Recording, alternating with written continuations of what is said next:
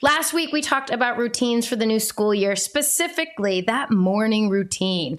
Today, we're going to talk about all the pitfalls that happen. Somebody won't get out of bed. Somebody can't find their shoes. Somebody isn't dressed by the fourth time you've asked them to. The water bottle isn't filled. The Chromebook isn't charged. Somebody remembers the homework assignment that they were supposed to do last night. And you're sitting there thinking like, we do this every day. Why is this so hard? I got you. Let's get into it. We are going to discuss all things pitfalls. Grass, the family behaviorist, and these are three of my favorite little humans. Hi. Hi, Mom's podcast. Let's do this. Let's do this. This is the behavior blueprint where we can figure out why kids do what they do. Is that why parents yell sometimes? Sometimes, because parenthood is messy, behavior is complex, but with the right blueprint, we can figure it out together. Yeah.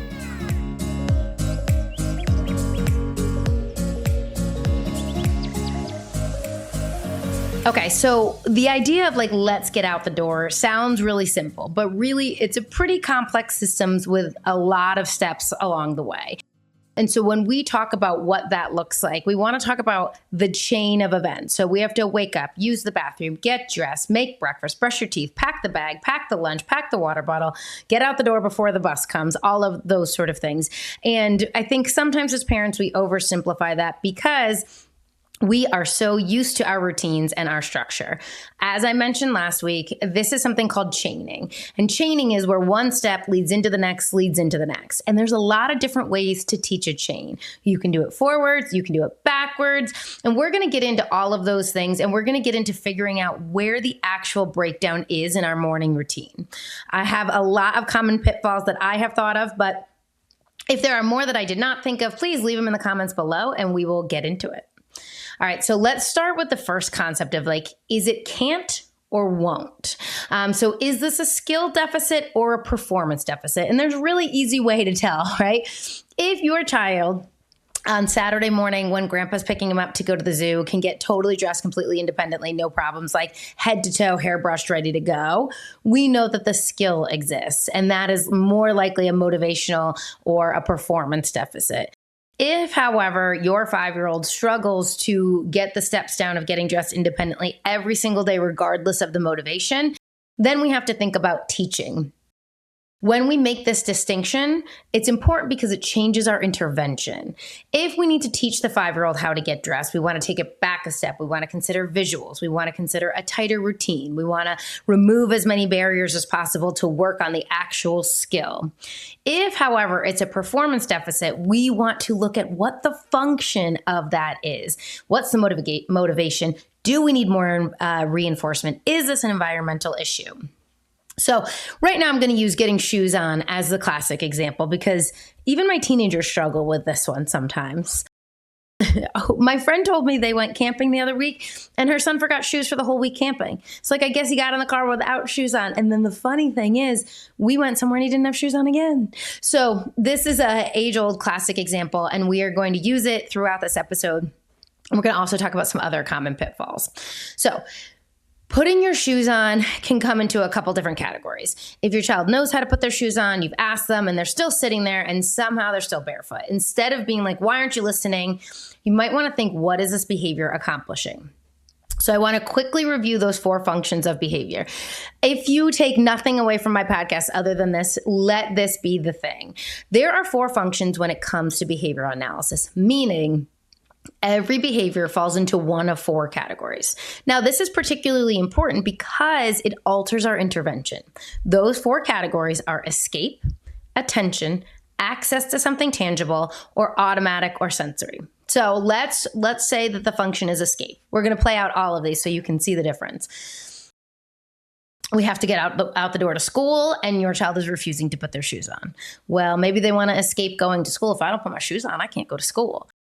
Maybe they're escaping ending play. Maybe they're escaping having to get in the car. Maybe they hate the car and the car makes them car sick. So perhaps not putting the shoes on is escape. Attention. What happens when they don't put their shoes on? Mom comes over and does it for me. Mom comes over and gives me undivided one-on-one attention. Do you notice that there's a pattern that when you're really focused on another sibling, suddenly one other kid can't do their shoes? Your attention was elsewhere, and then a problem required more of your attention. So we just want to look at what that might be. Are you helping them? Is there an increased interaction? all of that sort of stuff. And I want to say right now, we're going to get into proposed interventions, but that does not mean not to give them attention. We just want to look at what the pattern might be. Access. Maybe they want different shoes. Maybe if they say, I can't tie these ones, you'll say, forget it, go get your Crocs. Maybe they want 5 more minutes of TV. Maybe they want a preferred breakfast or something else because they know the longer that they wait, you might be like, okay, fine, put your shoes on and I'll give you the granola bar. Less likely is like this automatic or sensory function, but it could be. Maybe those shoes just don't feel good. That's an automatic or sensory. Although I suppose it could be escaping those shoes. This one is less likely in this scenario. Remember, automatic or sensory behaviors are behaviors that feel internally good. So things like thumb sucking or nail biting or things that you kind of don't even realize you're doing. So that's less likely in this example, but I just wanted to play all of those out. Now, the reason that this is important is because it alters our intervention. And here's the part we want to be honest about. We need to look for patterns. Now, I have wonderful data sheets. I have lots. I think they're on my website. But you could easily go print a data sheet and you could take data because you have so much time in the morning, and I'm sure that's something you really want to do. I talk a lot about ABC data, and if you are a behavior analyst or you know behavior analysts, like, our whole job is data-driven. My whole point in this podcast, in the Family Behaviorist, is making this information more attainable for parents in day-to-day life. You don't need to have copious amounts of data. You need to look for patterns, and you need to include yourself in that. So what am I doing? So when we talk about ABC data, antecedent, what's happening before, what is the behavior, and what is the consequence, so that we can really look at all the factors at play. When is this happening? When doesn't it happen? Oh my gosh, it never happens when dad does the morning routine. Really interesting information. What happens immediately before? I told him to turn off the TV and then it happens. What happens immediately after? This is a big one. What does my child gain? What do they avoid? What do I usually do next? And to be honest, if this is something you're struggling with determining, I cannot tell you how many notes apps I have. Open Your Note app. And another thing I will tell you is that having another person look at it can be really, really important. I'm going to give you a little tangent here. Lola, we got a puppy. She's a St. Bernard. She's a big puppy. She's a year. She's like 120 pounds. Throughout our mornings last year, Lola would ride the puppy. Now, Lola has ADHD. And so I was like, it's just like sensory overload. Like she's just doing it because like she's impulsive and it's sensory overload. And Jerry was like, no. And I was like, oh, what do you mean? And he was like, it's attention. And I was like, no way. And he's like, you respond every single time she gets on the dog. She could ask you for milk 3 times and I might be distracted and not able to get the milk. He goes, but she rides Teeny and you respond every single time. So he was right. And he was so right that Lola told me that. We were talking one time about attention and she's like, when you're not paying attention to me, I ride the dog. I tell you this as a means by which to say it can be hard to see your own role in that. That is just one example of something Jerry has done multiple times. And don't get me wrong, I do the same thing to him. We are having a big device battle in our home, screen time, all that stuff. And I was like, that function is access. So function is hard to determine. And it's hard when you play a role. And guess what? We play a huge role. And it can be hard when you're in it. So consider sharing this podcast episode with your partner and being like, let's really look at what's happening in here. But okay, so let's go back to this. So let's say the shoe tying. They're able to get their shoes on completely independently when it's time to go to soccer. Or they only can't find their shoes on school mornings. Or it only happens when dad is doing the morning routine. Let's say you're working on shoe tying and every time that dad's home, he just ties the shoes for them. We want to really look at what might be occurring. The goal is to look for patterns because that tells us how to intervene. So if the function is escape, then we would want to teach them how to escape appropriately. We would want to do something like give them controlled choices. Let's say they wanted to escape the shoes you got them. They don't like those shoes. Maybe you're giving them 2 choices of shoes. Maybe on Sunday night, you're saying you have to wear the sneakers on Wednesday, but you can choose the other shoes on Monday, Tuesday, Thursday, Friday, those sort of things. However, if it's attention, we want to be really mindful about when we're giving attention. We want to consider things like first then, like first get your shoes, then I'll help you. First put your socks on, then I'll help you with your shoes. All of those sort of things to promote more independence within that. So it's super important to be mindful of the function. This is an important part of this episode because I want to talk about two different things called learned helplessness and the human reminder system, right? Learned helplessness or prompt dependency. So this is when our kid is completely independent. They went over to grandma's house and they not only did they get themselves dressed and clean up all their dirty clothes, they like help their siblings. And you're like, that never happens at home. Okay, well, we want to look at the systems in play that might be impeding that at home. So you say, put your shoes on, nothing happens. Shoes, nothing happens. Guys, shoes. This is me. Eventually you're like, here they are, sit down. I'm going to put them on your I'm going to put them on your feet. Give me your foot. So now we have gone from a child who's independently completing the task to a parent who's doing it completely. And there are other examples of this, like finding their clothes, putting in their backpack, putting the toothbrush on the toothbrush, like finding a sweatshirt, carrying things to the car, reminding them of every single individual step. I'm totally guilty of this, completely guilty of this. And sometimes we unintentionally teach, I don't have to respond the first time because eventually somebody will do it for me. Are you one of those parents who's in my DMs who's like, they never respond to me until I'm screaming? Okay, so when that is occurring, also happens to me often, we are teaching a pattern of responding. So we want to be super intentional about that. And when we do that, we become part of the morning routine. When we are constantly verbally prompting them about what to do, followed by a complete physical prompt, meaning putting the shoe on their feet, whatever that might look like, or putting the water bottle in the backpack or carrying the backpack to the car, any of those sort of things, that becomes part of the routine and part of the ritual, and it becomes really reinforced. I want you to remember that behaviors that have existed for a longer period of time are harder to change. So if you're listening to this episode and you're a month into school and you're like, oh, shoot, I'm there, no worries. We can undo it, but we're going to undo it incrementally because it took us a fair bit to get to that place. Okay. The goal isn't, did the shoes eventually get on? The goal is, how independently did they get on? So there's this concept called the prompt hierarchy, and it is like, I'm trying to describe it verbally. I got to like wrap my head around it a second. It's a pyramid, right? And it has to do with each prompt getting less and less invasive. So like the first prompt, the highest level of prompting would be putting the shoe on for them. So like, I'm taking your foot and you're doing this for a baby, right? The least prompting would be like a gestural prompt or a model or something. So it goes, independent is the least amount, but there's all these steps in between where like you're putting it on for them, you're modeling, you're getting it started and they're finishing, you're prompting, you're pointing to it, you're gesturing to it, you're modeling, you're using a visual, all of these things. And here's what I want you to hear. The more we insert ourselves, the harder it is to fade us, okay? The hardest prompt to fade is a verbal prompt, meaning constantly telling your kids what to do. Now, I do this all the time, right? Again, let's go back to the patterns. One of the things I was just talking to Jerry about this weekend is he was like, I think one thing we're really good at is once we're frustrated with a behavior, it might take a little bit, saying, okay, what system can we put in place? And that's what I want you to think about.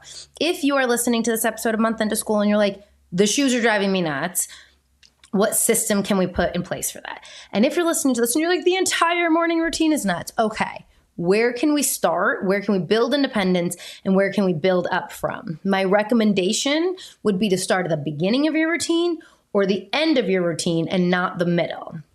I'm going to take a little tangent to describe chaining. So chaining is first step to last step. And so you can teach a chain. So in this example, the chaining for the entire morning routine is like get up, get dressed, brush your teeth, eat breakfast, fill the water bottle, put the lunchbox in the backpack, walk out the door. This is like a grossly oversimplified example. So what I don't want you to do is be like, all right, I'm going to start with brushing teeth, because in the scenario I just described, that's like step 5. I would recommend you either start with step 1, meaning you get up and you walk them through each of those steps. And so in this idea of a forwards chain is like, then you are going to back off on the first step. So you're going to have, you went to the bathroom, amazing. And you're going to reinforce them going to the bathroom, and you're going to guide them through the rest of the steps. I would strongly advise you do this with a visual, because again, you don't want yourself to be there. So if you are pairing yourself with a visual, you could get to a point where you're removing yourself. Maybe you're still in the room, but you're pointing to the visual. And then again, that increases their independence. I had a friend once, I helped her with a visual schedule, and she called me a week later and she's like, I mean, he's still not doing it. And I want you to hear that you have to teach the visual schedule. So let's say even a more simplified example, in the bathroom, it's like brush your hair, brush your teeth, put deodorant on, wash your face. Maybe not in that order, but you get it. You can't just hand them a list and be like, okay, you got this. Some kids, yes, amazing, we love that. But a lot of kids, you have to teach each other. What does this say? Okay, where's the washcloth? Great. And you want to fade yourself from that. So I just described starting at the first step. So the idea would be they do step 1 independently, and then you help them with 3, 4, 5, and 6. 2, 3, 4, 5, and 6. And then in a week, you're doing step 1 and step 2, and you're helping them with 3, 4, 5, and 6. And the idea is that you slowly, incrementally fade yourself as they gain more independence. But you're doing this incredibly sequentially in order to fade yourself. So that's a forward chain where you start at the first step. Another way to do this is a backwards chain where you start at the last step. So what I mean by that is you would support them with the entire routine. You'd help them get dressed. You'd help them get up. You'd help them brush their teeth. And then the last step is getting their backpack on. They'd get their backpack on independently and walk out. Again, reiterating the same concept, have a visual so you can fade yourself. Then you would work on incrementally moving back each step. So you're helping with steps 1, 2, 3, 4, 5. He's doing 6 independently with the visual. And then you're fading yourself back and you're doing steps 1, 2, 3, 4, and he's doing 5 and 6 independently. Now, I know what you're thinking in your head right now. You're like, Mandy, this sounds tedious and it sounds like it will take forever. Few things. One, it is tedious. It's annoying to teach. My pushback on you would be what you're doing right now sounds pretty annoying as well. So you have a choice. I can keep being mildly annoyed over and over and over again, or I can be like super annoyed and the morning can be really tense for like, I don't know, 6, 7 days. But then I'm going to be at a point where my kid is more independent in that. And we might have regressions, but that's going to alleviate a lot of the pressure. When we put an intervention in place, no matter what that is, whether it's a visual schedule, reinforcement, all of that, it is work up front. It absolutely is. But the idea is if you put that work in, it will have these benefits that require less of you long term. And what we ultimately want is our kid to need less of you. You know, in life, right? Like the other day, Lola was like, rub my back. And part of me was like, you're 10. And I was like, oh my gosh, she's not going to ask me to rub her back much longer. So, you know. I already said this before, but I really, really want you to be mindful about how many verbal directions you're giving. Just today, we got home from Costco and we're doing like a bunch of chores. And Lola was like, I really want to look up something on my computer. What do I need to do before then? She went and got a piece of paper and she got a pen and she said, tell me the things I need to do. Because that visual is so important. One of my 13-year-old said to me the other day, we had like a little bit of a chaotic afternoon. Nobody's shocked by this. And he's like, I need you to really work on something. And I was like, okay. And he's like, you give me too many directions. You ask me, like, I'm doing one thing, like I'm doing the garbage and you ask me to get the dog food. Like you're giving me too many directions at once. And I said, touche, this is not the first time I've received that feedback. Thank you. And I said, but what is helpful for Lola is if I write it down. So what if I write it down so you can come and check things off as you complete them? He didn't like that idea either. I think sometimes my kids take advantage of the fact that I either, 1, get frustrated at the speed of which they're doing it and I do it myself, or 2, I get distracted. I did also take the time to explain to him what's in my head when I'm giving him these directions, but written directions are going to be far more valuable for you. So you can see on my website, I have all these visual routines, even like our chore chart. I have to tell you that worked amazingly this summer because it's super explicit, it's black and white, and I don't really need to guide anyone more specifically on that. Not to say they don't find ways to ask more and more questions. Okay. The other thing I want you to be mindful of is changing the antecedent. We want to remove the barriers as much as possible. And this doesn't mean it has to be you. I've shared on here, and I have no idea how many people think I'm so gross, but I make my kids lunches the night before, or I used to. We have a little bit more time now in the mornings because I just could not have one more thing that morning. And then another thing is I got to the point of asking, this was my ex at the time, I was like, you need to empty the dishwasher before you leave. Because again, there has to be one less thing. Right now, I try to run the dishwasher before I go to bed so I can empty it. Doesn't always work out that way. Anyway, I'm talking about myself too much. We want to be really mindful about what that looks like. Does that mean we pack our backpack the night before? A big one for us is the trumpet. This trumpet. Do we put it out the night before? Do we have a calendar that the kids have to check to make sure they have their things lined up? All of that sort of stuff. Is the sports equipment in the car? Do we move it ahead of time? Do we have make sure we do folder checks? I guess not checks, but my kids last year, they had a folder, a lunchbox, a water bottle. And when they came home, they had emptied their backpack, which meant the folder went on the kitchen counter. The lunchbox was completely emptied into the dishwasher, and then the lunchbox put away, and the water bottle put in the sink. Maybe sometimes they were still using that. But the thing with the folders, this routine was really great because I would check it immediately, take out or sign what I needed to do, and hand it right back to them to put right back in their backpack. Now, if I wasn't home for some reason, it would still be on the counter. So there's that visual reminder to me to check it and see what needed to be done. So can you fill the water bottles the night before? The water bottle's filled and they're already in the fridge, so the kids just have to grab them. Just think, what barriers can I remove? One that we are going to be working on significantly this year is breakfast. Some of my kids are picky eaters, and that gets really dicey. So we put a system in place where, for example, we go to Costco and get muffins. My girls love a muffin. They would eat a muffin every single day. But I don't feel like that's super healthy. So I was like, okay, we can have muffins on Mondays and Thursdays. My partner's sons love Nutella toast. We're like, okay, Wednesdays only. And trying to have there be some freedom of choice and some autonomy, but also putting some parameters. What we noticed was happening when we didn't do that proactively, whereas me, more specifically, being like, you've eaten too many muffins, no muffin today. And of course, that goes over not very well. So again, I felt frustrated by that. So I put some parameters on that. Those are some of the things that you want to think about. When I say fill the water bottle the night before, that doesn't mean mom has to do it. Maybe that becomes some part of your after dinner routine. Okay, maybe you wash the water bottle in the scenario I'm making up. Parker, I washed your water bottle. I need to fill it and put it in the fridge for tomorrow. Whatever we can do to put those things in place to remove unnecessary difficulty from the morning. Okay, so I want to go over, lastly, a few other morning traps, of which there are many. Screens. Personally, we are a no screen family in the morning. And like I said, I became a mother to teens, stepmother, bonus mom, blended mom, whatever you want to say, to teens. And one of the things we really got into this summer was the scrolling. And so now we have a no scrolling in the mornings rule. And in fact, I might do another technology episode because we really got into the weeds about video games and phones for teenagers, but that's not an option in the morning, which I think will be really helpful. Breakfast battles, too many choices, taking forever to decide, refusing what is offered. I have one of those who does all of those things. And my goal this summer was to get 2 more breakfasts that he enjoys because he's a picky eater. And I think we've done so. And things feel really smooth lately. So I'm going to ride that out. Like I said, Wednesdays are Nutella toast. And Tuesdays, Jerry's dad sometimes brings over donuts. So we're trying to put some structure into what that looks like. A big thing I need you to hear here is buy-in.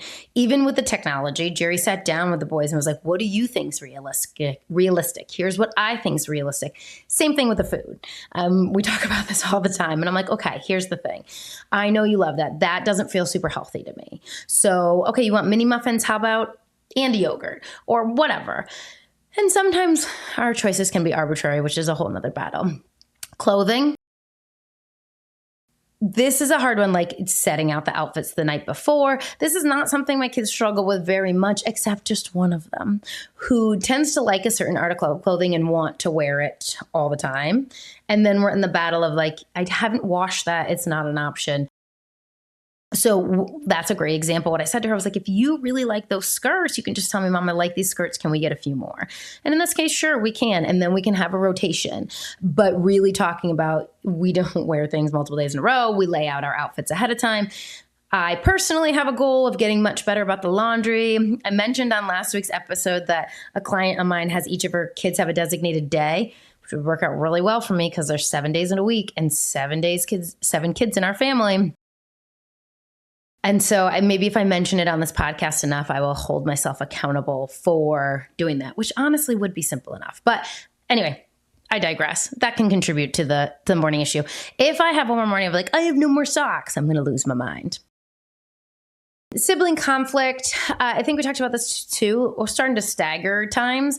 Do the kids both eat at the same time? Is sitting at the counter controversial? Is there some families do a show and who chooses a show and all of that? So this used to happen, the same client. She used to make one breakfast every morning for her family. Overachiever over here. Probably it was like pancakes and eggs, like versus me throwing in some like Eggo waffles.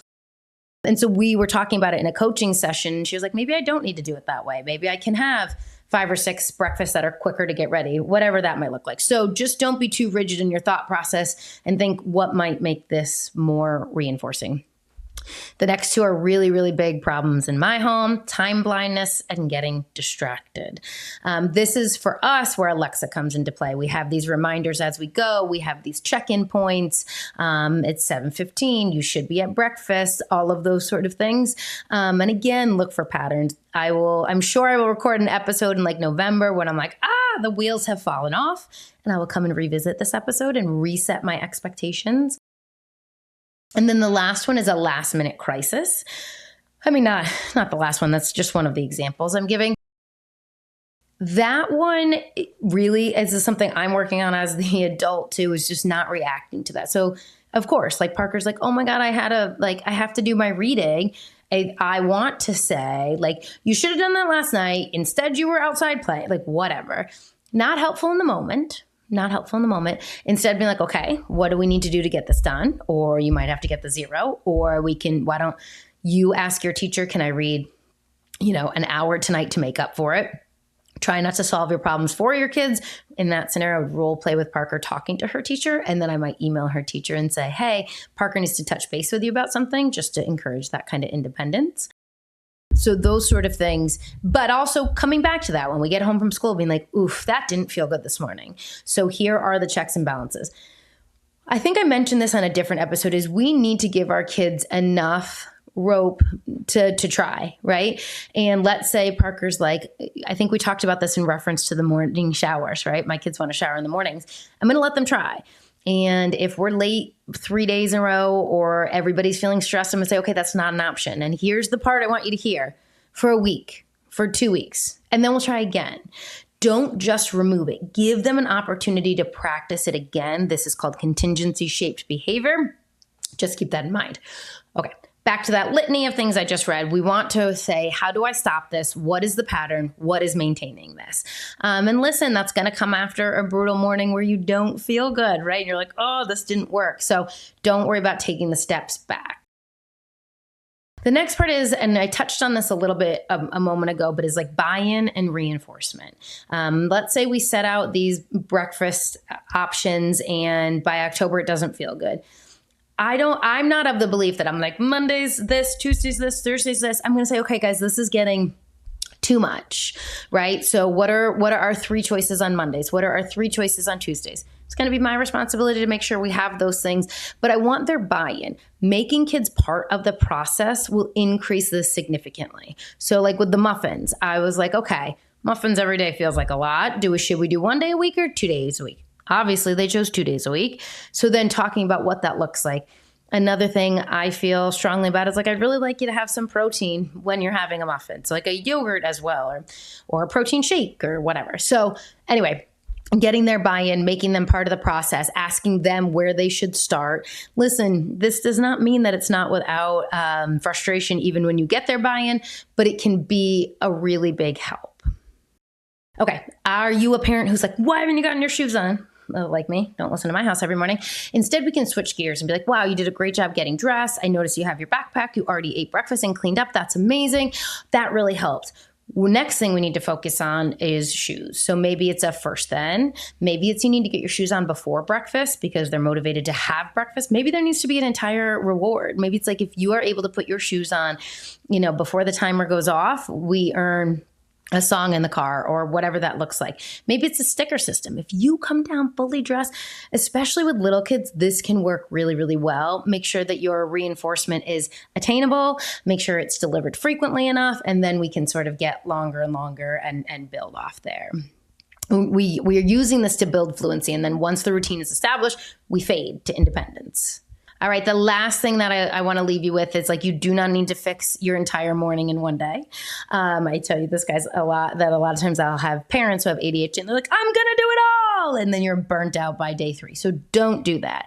Look at your morning, look at where the most difficult part is, consider the forwards or backwards chains that I talked about, get buy-in from your kids, remove as many barriers as possible. You think about what is the function of their behavior. Can they do this independently? How am I contributing or prompting? Is there a barrier I can remove? How am I reinforcing the behavior that I want to see more of? All of those sort of things. If you are giving the same direction 14 times every morning, don't get louder on direction 15.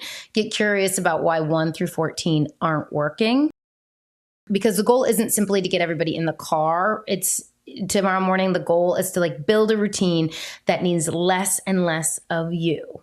We really want to remove ourselves as much as possible. So I know you're probably rolling your eyes. I just gave you a lot of things. But again, the big takeaways, figure out where you want to start and figure out how we can build from there. So if you are stuck in this morning routine, please comment, leave a review, tell me what you're struggling with.